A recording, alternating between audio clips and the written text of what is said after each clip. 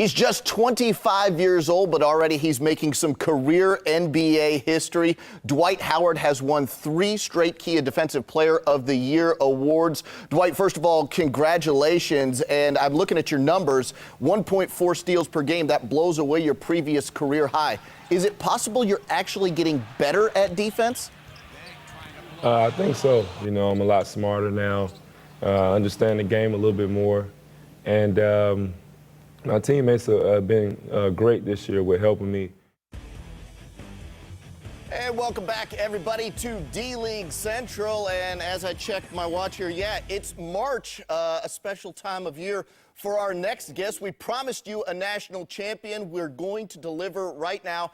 Joining us on the phone, Jon Scheyer of Rio Grande Valley, formerly of the Duke Blue Devils. You remember he won a national championship last year.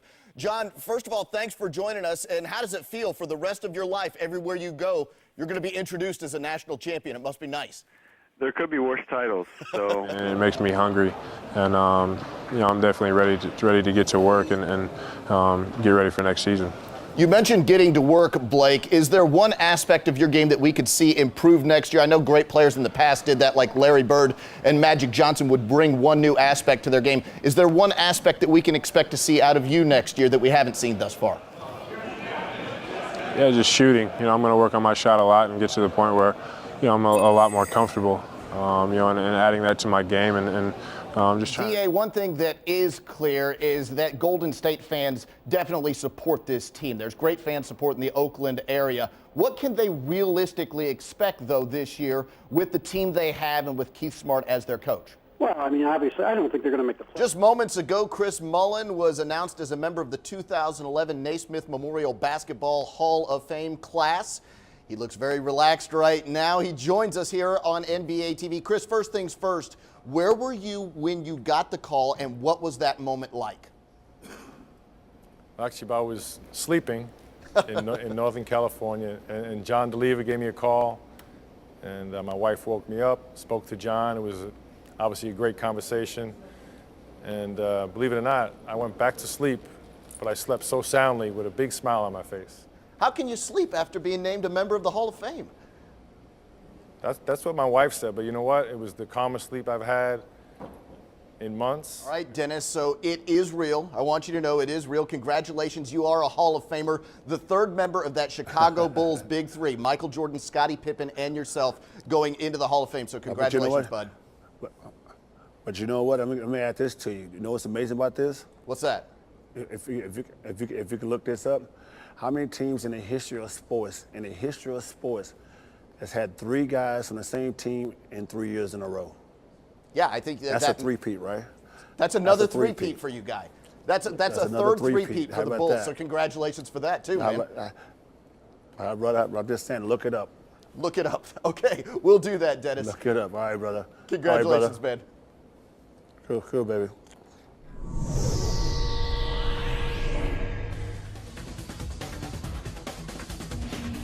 Hello again, basketball fans. Bo Estes in Atlanta with an NBA update. As first reported by ESPN.com, the on-again, off-again trade of Chris Paul to the Los Angeles Lakers is once again off. The Lakers pulling out for unspecified reasons. So to shed a little more light on this, we bring in TNT's David Aldridge. David, the fans want to know, why did the Lakers pull out? Hi, hello, and welcome everybody inside our NBA TV studios in Atlanta, Georgia. My name is Bo Estes, and you are watching D-League Central. We've got a jam-packed half hour for you. Later, we'll talk to a national champion. He's a shooter who's playing in Rio Grande Valley. We'll also discuss who's next, who's going to get the next call-up with RidiculousUpside.com's Scott Schroeder, and, of course, the ever-popular Top 10.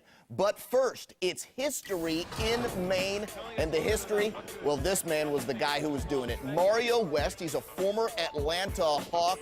Here he is, flying baseline for the oop. Nice dish from Jamar Smith. That's in the 3rd quarter. Maine only up by 5. We take you into the 4th quarter now, and they're just blowing it out. Mario West going baseline with the crush, 103-78. He had 27 points on the night. He had 10 rebounds on the night, and this, his 10th assist over to Magnum Roll, who knocks down the jump shot. It's the first ever triple-double in the history of the Maine Red Claws, and they just crushed Fort Wayne in this game. Your final score, 117-94. He is the main man in Maine, Mario West. And in fact, the good thing about this game for Maine, it broke up a 6-game losing streak. Deshaun Sims, we got to mention him. He had a game-high 29 points, and Maine shoots 55% from deep in the game. Impressive stuff there.